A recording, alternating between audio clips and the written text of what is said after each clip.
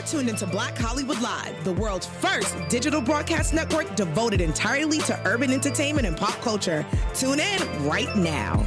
Hey, welcome you guys. Thank you so much for tuning in. Always excited to be here on a Monday. Excited today. Yes, so thank you guys so much for tuning in to the after show for Super Soul Conversations, the podcast by Oprah. And we know Oprah is going on her the 2020 Vision Tour, which has been so amazing. This week she chatted with Amy Schumer, and there were so many gems and jewels to share. But we have a little gem ourselves in the studio right now.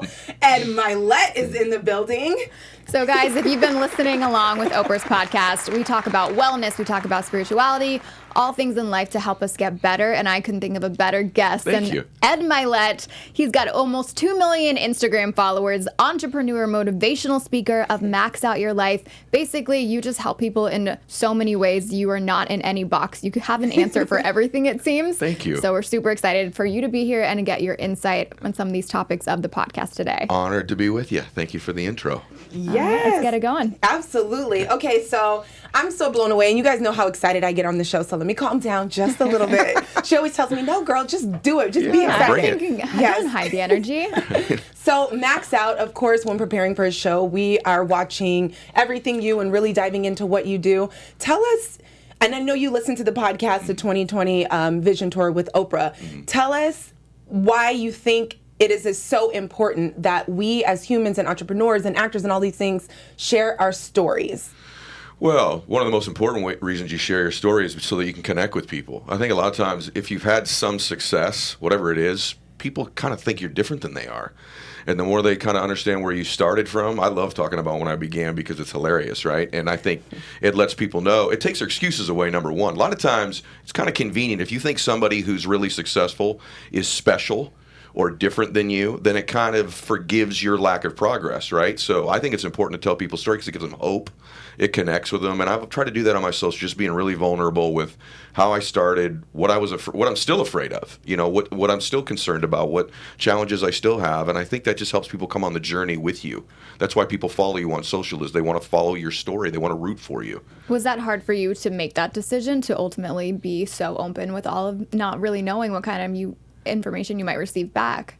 Big time, because I'm really introverted, right? Really? Yeah, even coming here tonight, not knowing what I was walking I would not into. assume that at all. And I find that with a lot of people who entertain or speak, you guys have probably found that too, people that are sort of in the public, it's surprising how many have the sort of shy or introverted nature. But yeah, I was, and I liked my privacy for a while. Now I love it because to think that anything I have to say is helping another human being is like the most rewarding thing I've ever done in my life. This is the happiest I've ever been in my life because I feel like I'm kind of home. I'm doing something that makes a difference for other people. I love how that feels. The beginning of this podcast talks about Amy saying Oprah actually saying she didn't want to ask for favors in the world, but I know that's sometimes that we have to ask people for things. What's your standpoint on that?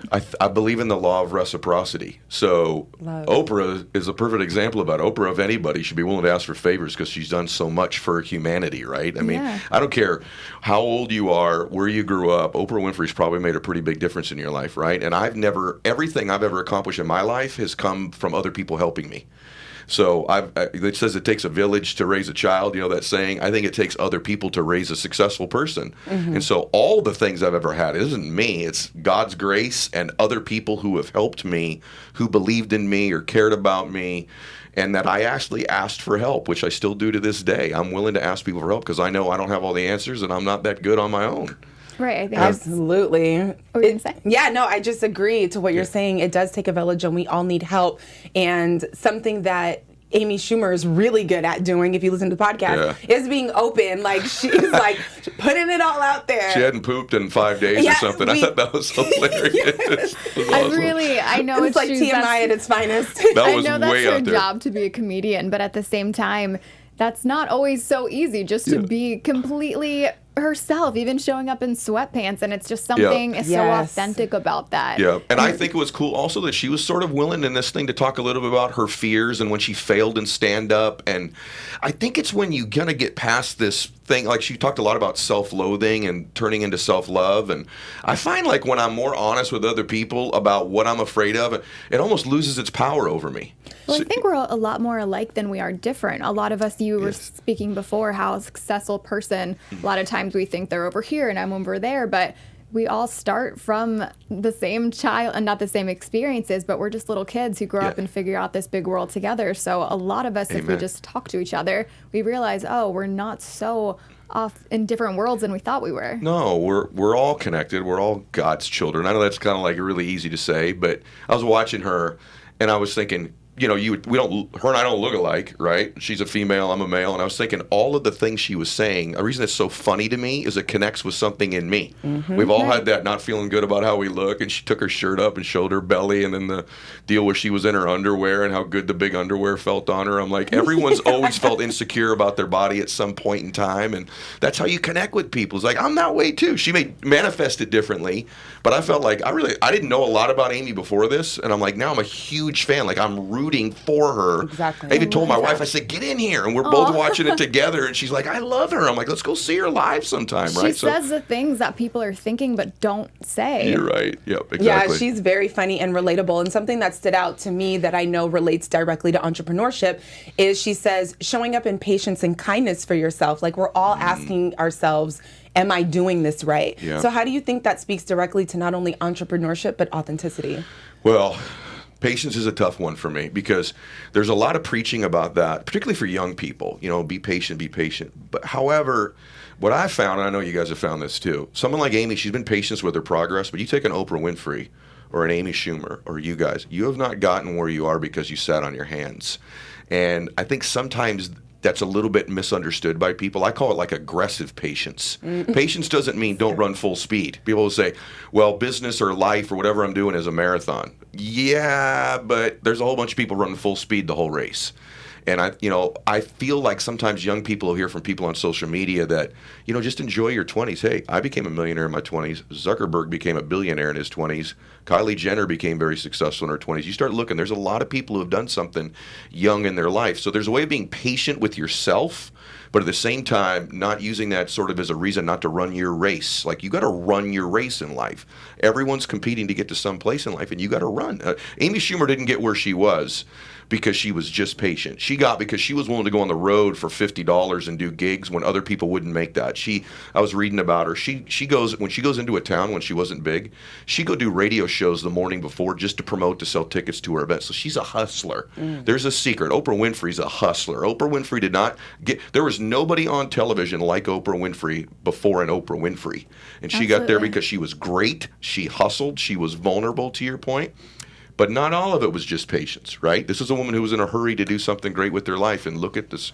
She could be president if she wanted to. Well, and you speak about, which I love, about understanding that you might not be in the situation you want to be in, but that doesn't mean you can't be happy, but still wanting more, still not being satisfied, but enjoying even you spoke about your wife having steak. I believe it was Rachel Hollis' podcast. And you said that she was enjoying the bites as she had them, which made her want more. And I had a huge realization in my own life that, yes, I can be a hustler and I want things to happen tomorrow, but the reality is it hasn't happened yet, but I'm not going to quit fighting, but I'm not going to make it worse by being miserable while I'm here at the same time. So right. Because I was doing that. I was making it awful for myself. Most people, there's two giant diseases right now, right? One of them is really over concerning yourself with other people think about you. That's a biggie. And the other one is what you just said. It's this notion that I'll be happy when you delay it, when I get this promotion, when I make this amount of money, when I find my dream relationship. And you're delaying your happiness to a future destination. The problem with that is you have to bring you with you when you get there. Correct. And you're going to be in that mansion. And if you can't be happy where you are now, you're not going to be happy in that bigger house because it's just you with a bunch of more furniture. And this notion, we have this thing, achievers think, well, if I enjoy it, I'm going to lose my drive. So if I can somehow keep myself miserable and not enjoying this, that's where my drive and ambition comes from, which isn't true, but it's a false belief. And then the other part of it is I need these things in order to be happy. So I teach something called blissful dissatisfaction, which means you can be blissful and still dissatisfied. People conflate happiness and satisfaction like they're the same thing. They're completely not the same thing. You can be blissful and still dissatisfied. So you can happily want more. So there's this gap between what you know you're capable of and where you are. That pull power is awesome. You want that in your life. I guarantee you, if you asked Amy or Oprah right now, hopefully they're both living blissfully. Like when Amy was talking about her family, I could see something on her face I didn't see in past clips once I looked her up. But I bet you both of them believe they could be doing more. So they're blissfully dissatisfied. They want to give more. Look at Oprah Winfrey. She could be anywhere in the world doing anything she wants. The next interview she does is with Dwayne Johnson. Can't wait to see that. It's going to be awesome. She has 103 fever through the whole interview. Oh my gosh. She didn't need to be there, right? But she wants to be there because she knows she can contribute more. That's blissful dissatisfaction. And it speaks to, of all the things she has in life and all the money and resources, she still feels her highest power as a human being when she's helping others. Yes. And that's what you say. You say when you're not feeling well, that the best way to get yourself out of that headspace is to do something for someone else. That's my pathway, is to go contribute. And it's easy to say, but I didn't learn it till I was like in my early 20s. And what happened was I was an athlete. My baseball career didn't work out. And I was unemployed, living in my mom and dad's house, like Loserville. And my dad just got sober. He was at an AA meeting, his first sobriety meeting. He goes, "Hey, man, this dude at the meeting got you a job tomorrow. Show up there." And I'm like, "What?" Like I had a choice. I'm like, "Well, what is it? What's it pay?" And he's like, "Doesn't matter. You're going, right? You're eating all our food out of the fridge." And I show up the next day, and it's an orphanage in San Dimas here called McKinley Home for Boys. It's hundreds of boys. And all the boys are wards of the court, meaning their parents are dead, incarcerated, or unfortunately like molested them. And I walk into this cottage at Cottage 8 at 7 o'clock in the morning, and 12 of these boys turn and look at me, and my whole life changed, because all these little boys wanted was someone to love them, care about them, believe in them, and help them live a little bit better. That's all they really wanted. And my life changed because, like, oh my gosh, it's me. I was there when they went trick-or-treating. I was there for Christmas. I was there every day before they went to school. And I was like, this is my home. I love helping people. I never knew that in my early 20s. I was so ego-driven. Here's what I found out about everybody. You know what everybody wants? People to love them, believe in them, care about them, and help them live a little bit better. Those boys are no different than any person listening to this or watching this right now. I agree 100%. Yeah. You just see so many problems in the world, and it's especially sad with mental illness, and we were talking about suicide rates earlier before the show, and I believe so much of it just stems from a lack of being seen, a lack of communication. People just don't talk to each other anymore. You're right. They feel invisible. Exactly what you said earlier. And your point about vulnerability and authenticity is so huge, because when you're not living your best life and things aren't going well, and then you grab that phone of yours and everybody inside your phone's at the club, everybody's partying, everyone's making millions of dollars, everybody's smiling, everybody looks great, and then you start comparing where you are to this fake life you see, where everyone took 25 pictures to post that one, but man, they look good in that one, and it's this not real life. I'm finding the best people on social media are the realest. They're the ones going, this isn't my best day. I'm going through it today. I don't even look my best today. Kind of like what Amy did in the interview, right? Or Oprah's story in the interview where her Stedman comes home and she's in the lingerie on the stairs. He's like, what are you doing? You know what I mean? Like, doesn't that makes you connect with her more than if it was just some super hot picture of her in that lingerie, Absolutely. right? And Jamie, I know you can probably relate to this. Even when you see the glitz and the glamour, when you're actually at these clubs that everyone's talking about, they're not having fun. It's boring. Gosh. Everyone's just on their phones making it look like they're having fun, but they're not. It's remarkable you say this. I was at the Grammys last night.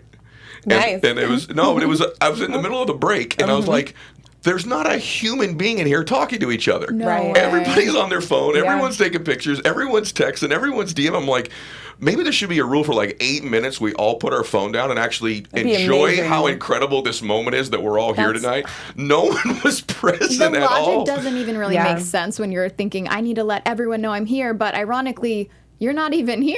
You know what I mean? Like, you're not even actually in the moment, and I work on it too. But I know you were saying you didn't have social media before, so now that you're on it, now that you see what the younger generation is kind of getting into, what are your thoughts?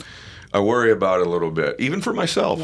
I'm a grown man. I'm almost 50 years old, and I still find myself when I make and I'm not just being real. Sometimes I'll make a post. I'm like, wow, that didn't get didn't do very well. Did I say something? I still it very easily creeps up on you, right? I'm always Mr. Do it for everybody else, which I do intend when I do things to help other people, but there's still this ego part of me that's like, well, do they like it? Is it okay? Should I not say that again? The validation. So I worry about that as well, but as a net, it's a win because it connects us with each other. As a net, when I was young, like in personal development, there was one dude, Tony Robbins, and you had to buy his tapes or his CDs, tells you how old I am, right? To actually listen to his stuff. Now you can get access. I'm not saying I'm Tony, but you can get access to people like me or people that can give you hope, or if you want to lose weight and get in shape, there's people you can get free information from. The amount of information that's out there now that we have access to is awesome, as long as we don't allow those things to control us, as long as we control it. And I'm pretty good about that. I was thinking about that driving out here. I've cut my social media time down considerably. Your phone will tell you how long you're on there, right? And I've cut it way down because I want to be present. I want to be in the real world. Last Sunday, I was at my daughter's volleyball game, and I sat for 9 hours next to a man who was a wonderful father. And one of the things I noticed about him is how present he was with his daughters and how engaged he was in every point and every play. That man was Kobe Bryant. Oh. Yeah, I knew that's who you had to have been speaking about. Gosh. It's been very challenging to sat 9 hours with this man, and I had noticed even that day. I'm sorry. No, I know chills all over my body. Because as remarkable of a athlete as he was and an achiever, and in my space that's a big deal. Everyone references Kobe or Tiger or Jordan or Tom Brady. I observed over the last many years an incredible, dedicated father. And what made him a great father was exactly what you just said. He was present. He was there with his girls when he was there. He wasn't on the phone the whole time. If anybody on earth could be distracted by devices, it would be that man. Correct. And he was present with every point, and rubbing their back after the game and walking out with his arm around them. My last visual of Kobe last Sunday was the gym had emptied. There's at volleyball tournaments, there's tons of matches going on, and it ended up the last match was ours. And I, for some reason, I don't even know why I did it, I stopped for a second and I watched him with his daughter, and I watched him as they were walking, put his arm around her and walk all the way out, just cradling her, hugging her all the way out. And I just thought, he's gentle with her the way a daddy should be, and he was present with her. So to your point, some of the people I respect and admire the most are the ones who are the most present with people. And Kobe was one of them. Yeah, that's such a blessing that you got to experience that, with your own eyes. Because I definitely wanted to ask you, with the kind of man that Kobe Bryant was, obviously his values were made known through his actions.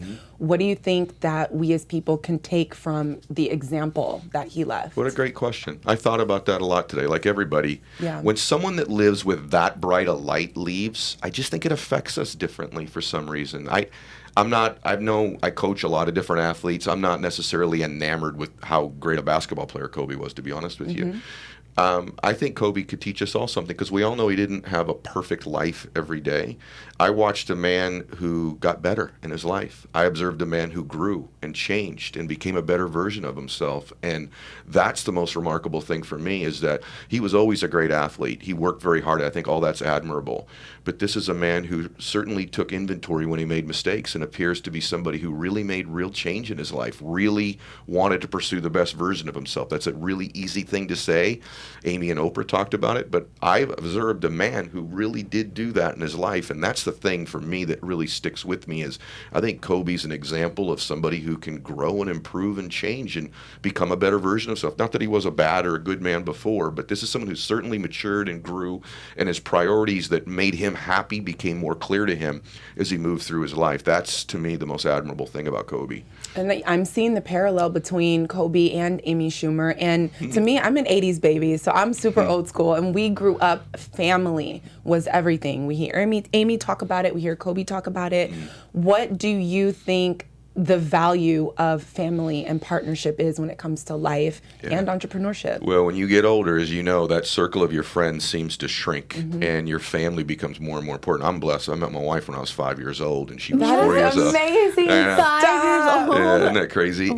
And you just... It's just not something that you hear every single day anymore, right? I don't think I've ever heard No, that. you don't. You used to, kind of. Yeah. But it's just things have changed a lot. Yeah, a couple generations ago you would. So it's important, and I have a dad who's battling cancer right now and not doing great with it. And so Sorry. everything happens for you and not to you, right? And I was even thinking today, like, how in the world is what happened with Kobe in any way good? Because it's obviously tragic, I'd right? love to know what you think. I put everything through these tests of things I teach. And for every single person affected by this, I guarantee you, just at least for this moment, your own children, your own parents, your own family is that much more precious to you. Maybe today would have been one of those days where if mom called, you might put her to voicemail and call her back. But because of what you observed yesterday, you pick it up. I love you, Mom, and you make a difference. Tragedies give us perspective. Correct. So my dad's cancer has given me perspective. Like, it's great that I have a jet. It's great that I have a big house. I want everybody to have those things. But I'll tell you this right now. You can take every jet I'm ever going to own in my life if I can have 50 more years with my dad. Yep. Right? I can't relate to that anymore. My mom has early onset Alzheimer's, and before I moved to California, seeing her in the home, not even, Alzheimer's aside, but just seeing, okay, this is what it looks like at the end. We're going to need someone to help us do everything. I practically raced to the airport after that. And I learned how to communicate without words out of this horrible tragedy that I still scratch my head and get mad about sometimes, trying to find answers. I can't deny that I've learned so much, and I don't know if I would have evolved to be the person I am if it didn't happen. I agree with you. I'm sorry to hear that. But I appreciate that. That's wonderful that you've seen that blessing. I find in myself, like, things that would really set me off, I'm like, really, compared to I might lose my dad, and you begin to have perspective. And the good news is, if you have any faith, whatever you believe, if you do have that, you do believe that Kobe and his daughter and the other people, by the way, that were on that helicopter that not everybody knows, the coach at OCC College and his family, that this is just a flicker in eternity for them, right? And that although we're really hurting here in our small moment of time, that there's an eternity that they're going to be together. And for me, it's there's always something precious about it. And for me, I'm so grateful that I just by happenstance last Sunday was with him. Yeah. And I hope for everybody that you think about what's really important to you, and maybe that patience thing you said earlier. How blessed do you feel to be alive? How blessed do you feel to have another breath, to have another day? And maybe you would have just woken up today like it was another day. Now we're all so grateful that we're here. Correct. And that we have this moment. So tragedy can give us perspective, and that doesn't mean that everything about that tragedy is good, because it is not. There's terrible elements of it, but there are things that happen for us in those moments, and I feel like probably those are some of them. Yeah, I would have to agree. Just to speak back to the patience and the ego, I have been someone who was like crazy tenacious. If I wanted to write a book, it was like, this book needs to be done at the end of the week, because I am not playing. I am not, so I used to have this tenacious thing, but I think in these tragedies we find the balance, because it did become, oh my God, I'm like buried at this computer. I'm always out. Like, I missed so much time with my family and sister because I had to have the vision that I saw play out. And in your conversation actually with Daryl Strawberry, which was amazing. Listening to that just delighted my soul. Especially talk about someone who also has a comeback from where they started. The tragedy.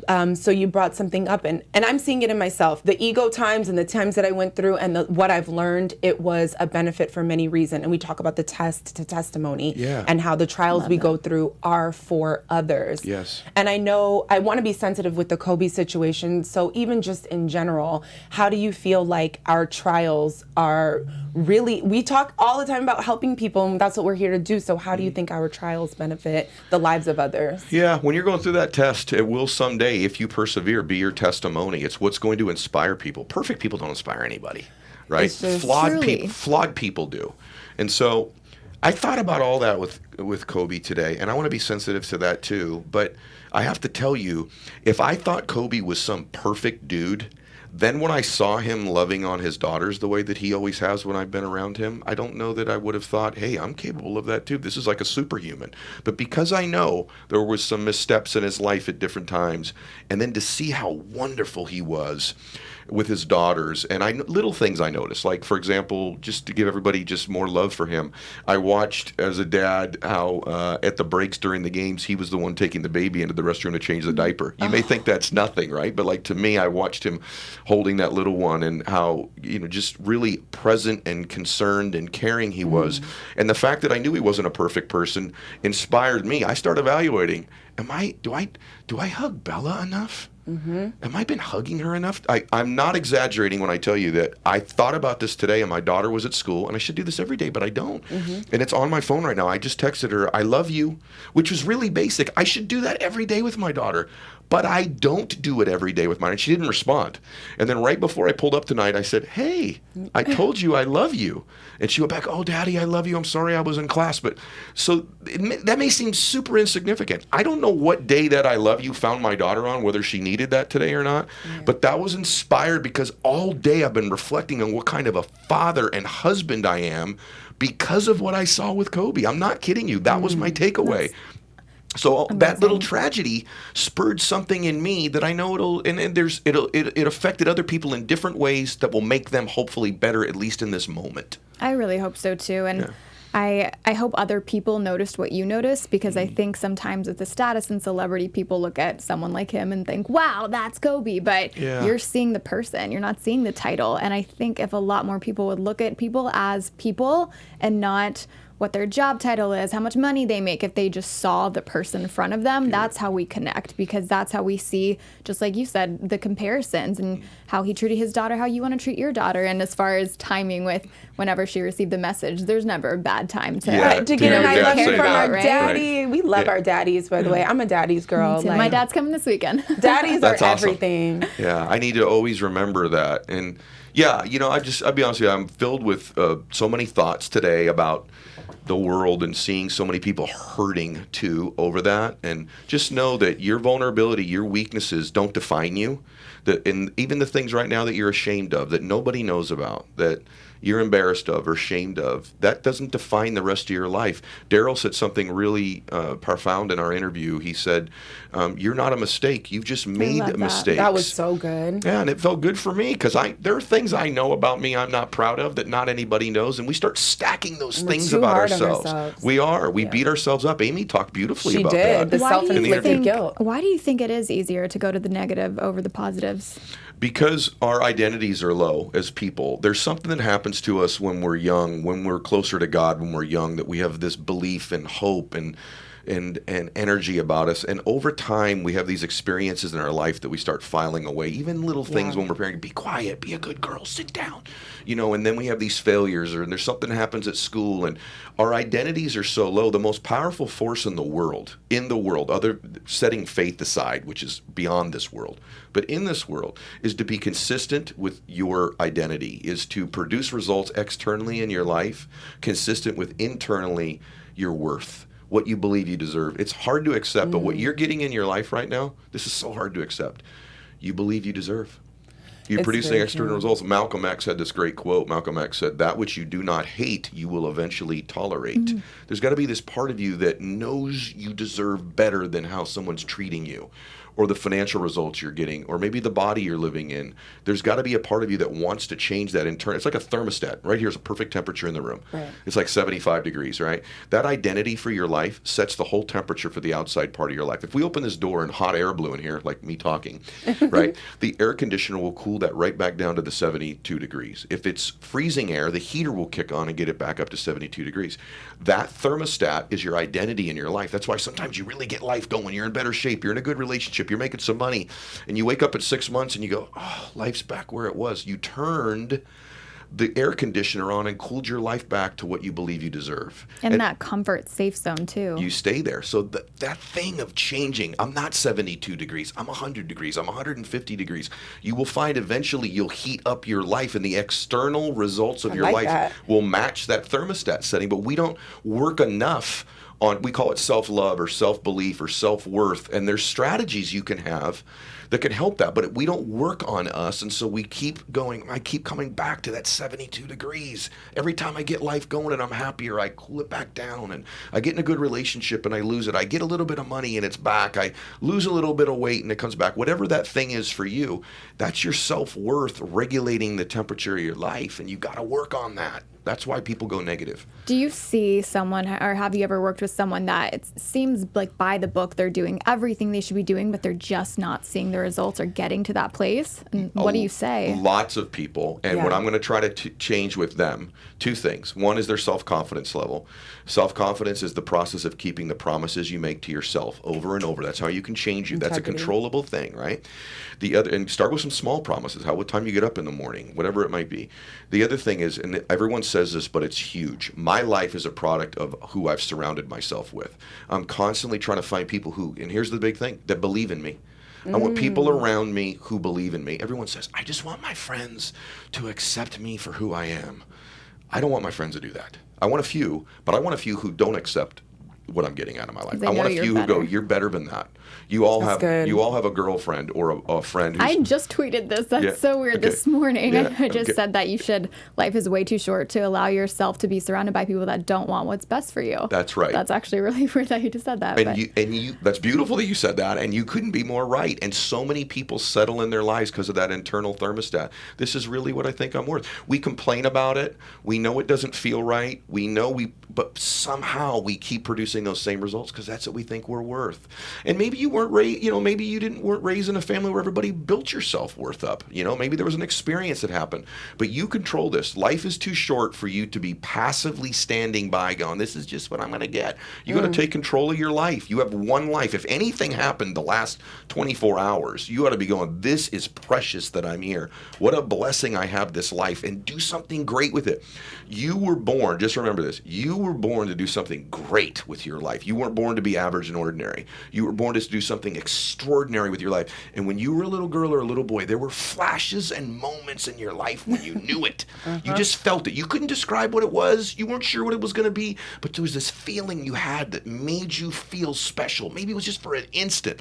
Maybe it was a daddy or a mommy or an uncle or a coach or someone who made you feel that way. They were right about you. That doesn't mean jets and wealth. It might be something small you do. Some of the most successful people in the world are behind people that you see like me, that built me up, that don't have lots of money, that you'll never know their names, but they were my teacher. They were my coach who'd pull me in and, Eddie, you're special. You're going to do something great. You're awesome.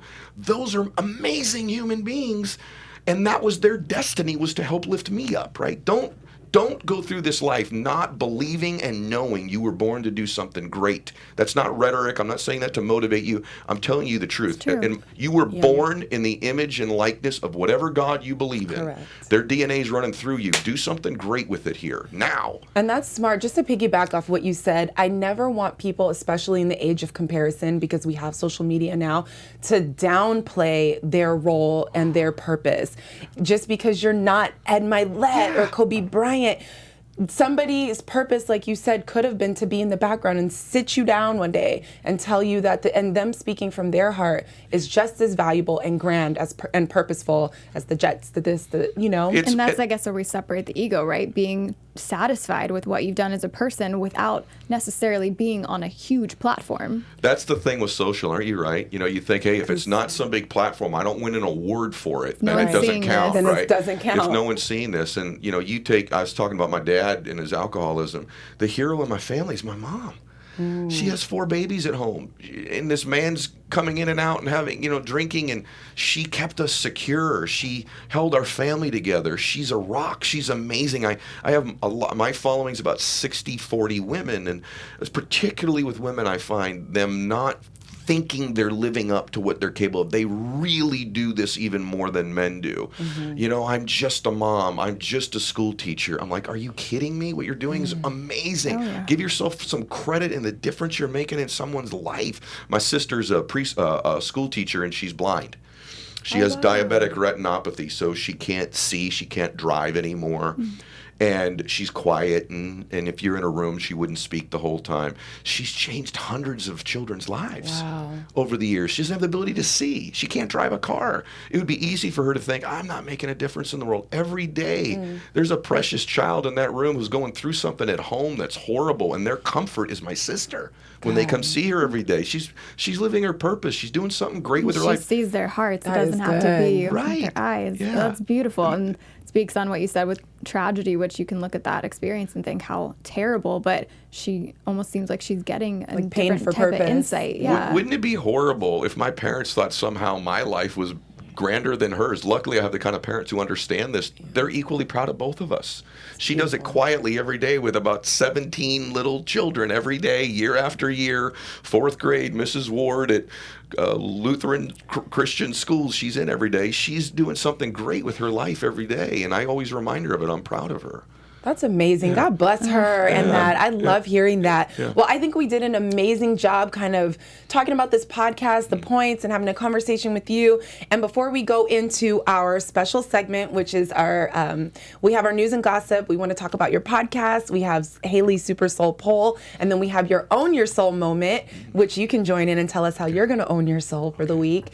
But before we do that, one last thing that Amy Schumer said in her interview, that Oprah asked was, what's the dream for your family? Yeah. So what's the dream for your family? I loved her answer, by the way. Yeah. Thought it was so awesome. I think, didn't she start with that they were going to poop or something? Yeah. I think is what she said. I'm sure it was. So when I saw that, I thought maybe they're going to ask me that. And the cool thing is my family's really clearly defined on that. And so it's one of the things I talk about with my kids all the time.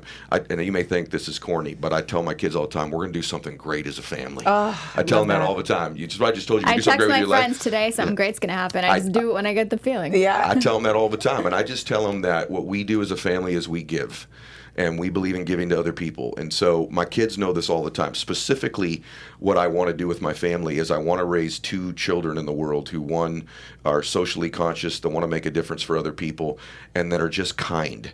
The 2 things I'm measuring with my children is how's their self-esteem, that identity thing, because we have faith in our family. So how's that identity thing? And then what's their kindness level? And I'm really proud of both of them, thanks to their mom. I think I have 2 particularly uniquely kind children who, when I observe them with other people, I think they're kind. I've just tried to reinforce that. I just want to be a kind family. It must make you so proud to see them. Yeah, I think all of, it's easy to be biased about your own kids, but I don't care how rich they become or whether my son's going to play college golf, if he becomes a professional golfer. Like, is he a good man?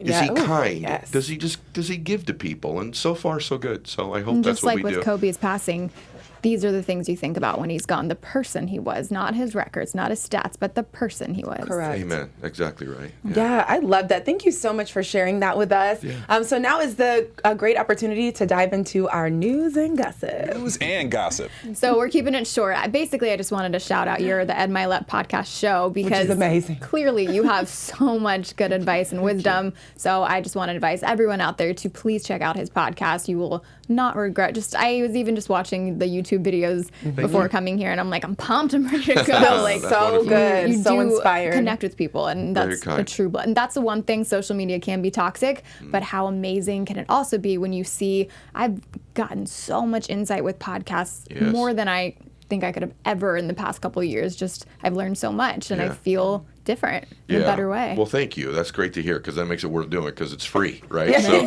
there ain't any money in it. So I'm glad to hear that it's making a difference for humans. That's why I'm doing it. Thank you. Yeah, absolutely. We enjoyed it. So so we're going to go into Own Your Soul, our special segment. Your journey to become more inspired and connected to the deeper world around us starts right now. So Own Your Soul is a segment that we put together because we were like, okay, we're learning all these great things. We are motivated to change and grow. And we think, what are we going to implement in our week that we have learned to evolve ourselves and to own our soul and what we can do and grow? Yeah. So this is the segment where we talk about that. Whoa. Yes. It's heavy. And I think I'm okay with starting, and we'll end on you so you can finish it up. But we have the poll too, don't forget. Oh, yeah. Oh, we didn't do the poll. I'm sorry. Thank you. Let's do the poll first before we own our soul. Pause. Let's go to that. So yes, each week I like to take a question from the podcast and I ask people their percentages of what they think. And we do talk a lot about giving back to others, but I'm really curious, what are your thoughts on putting yourself first with the whole put your life mask on first? And I asked the people of Instagram, and 88% says yes, you should put yourself first, 12% says no. I personally think it could be very situational. I agree with you, but the overriding premise is you can't transfer to somebody that which you're not experiencing yourself. So a perfect example of that is you have to learn to love yourself, because if you don't love yourself, it's impossible to transfer that real love to somebody else in a real way, that belief, that certainty. So for me, that idea of when the mask falls, putting it on yourself isn't necessarily physical things. It's putting for yourself the feelings that you want to give to other people. The greatest gift you could give to your children, for example, is that you love you. Because if you do that, you can authentically love them full power and transfer that energy to them. Everything in life is an energy transfer, and you can't transfer energy to somebody that you don't possess. And so for me, it's about owning that energy, owning those beliefs so that I can give that gift away to somebody. You can't give me something that you don't have. And so that's what I mean when I say put myself first. I know what you're saying, that can trend over to the selfish side of things in life. But we're not talking about that. We're talking about your cup needs to be full, because even as a leader in life, we're constantly pouring into other people. And if your cup is empty, you can't keep pouring. So you got to fill your cup. And I believe you more when you say things that you say, because I know there's a story, there's credibility. It's like, why would you believe a perfect person that hasn't actually lived it? There you go. It makes perfect sense. Yeah, like what would the relation be? Like, I don't get this. They're perfect. God made them better. There's no relation. I'm not that, so I can't get anything from that. Yeah. It's very good to be authentic and personable. And yes, you cannot give from an empty cup. It's just doesn't work that way. So thank you so much for that. Sorry for skipping the ball. No, good. And now we'll move into Own Your Soul. So of course I went to your Instagram page and the Max Out Challenge got my attention. So this is what I'm going to be doing to own my soul, because I was very inspired by Kobe Bryant. I feel connected to his mission, and I do believe in God, and if God is in us, and he's the creator, then we are too. So I feel it's very important. I love to create space where people feel like they can be their authentic self without judgment. They deserve that. So I can get lackadaisical and tired and just a little too on the selfish side, where I'm like, I don't have anything, but you know what? I do. And I can get up earlier. I can do many things that I saw on this list from your Max Out Challenge.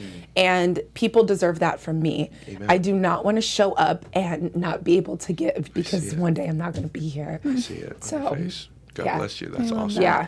I feel that. Yeah, thank you. It's just, we speak about children and the lessons and how confident most kids are, and how this somehow dies out when you learn more about the world. The world can be scary and you get scared of things, but I think the best lessons we ever learn are being younger, when they say just treat people how you want to be treated. So that's how I want to, when I feel myself in the same way, getting selfish, maybe at work, if I'm supposed to offer water, it could be the smallest thing, but if I'm like, I don't really feel like that, I'm like, would I want someone to offer me? Would I want the best experience? Yeah. So every time I feel myself retracting from what I know in my heart I should do, I'm going to do it. So, and trusting myself, I wanted to read more, and I said, you know what? Ed said pick realistic goals. I can at least do 2 pages a night. Awesome. So now I do 2 pages a night, and I can confidently say I trust myself, and I'm accountable for what I tell myself I'm going to do. Yeah. And it's just like what you do in one day just makes it so much easier in the bigger process. That big mountain just doesn't seem as high anymore when you're taking those baby steps each day. That's beautiful. Love it, right? Really That's so good. And what about you? You've done so much. But No, believe me, I mess stuff all the time. We talked about before, just the premise of my life, and I try to govern my life by, and then I'll give you one thing I'm going to do. I try to govern my life by this belief that, when I die someday, obviously I want God to say, great job. I want that to happen. But I have this hallucination that I think at some point I'm going to meet the man that I was capable of becoming. The man who had the memories, the moments, the contribution, the feeling about himself, the difference he made in the world. I'm going to meet this man I was capable of being. And kind of all the decisions I make in my life typically are governed by, I want to take the road to him. I don't always do it, but I want to take the road to him. To me, heaven is I meet that dude, and we're identical twins. I'll be like, I've been chasing you all my life, man. He goes, well, you caught me. I'm proud of you. And I become this man I was capable of being, right? Hell would be that I get there someday and I meet this person and we're complete strangers. I didn't become the man I was capable. I didn't help the people. I didn't have the feelings, the memories, the moments that I could have had, and I don't meet this destiny version of me. We're complete strangers. So one thing I'm not doing enough of, I did with my daughter today. When I did it, I said, you need to do more of this. So my thing this week is everybody that enters my consciousness that I need to tell them I love them. I have so many people in my life that I love, that I treat with love, but I don't tell them enough. And I got a bunch of dudes. Dudes don't do that enough. There's going to be a bunch of dudes this week that are getting texts and calls from me going, hey, man, just want to tell you, I know this is crazy. I love you, brother. I love you, sister. So I'm going to do a bunch of I love yous this week. And it felt good to do that. And I did it on the way out here with some buddies of mine and a couple girlfriends of mine. And I'm like, that's home for me this week. I need to tell more people that I just love them. I show them pretty well, but I'm going to tell them. There's a power just saying, hey, I love you.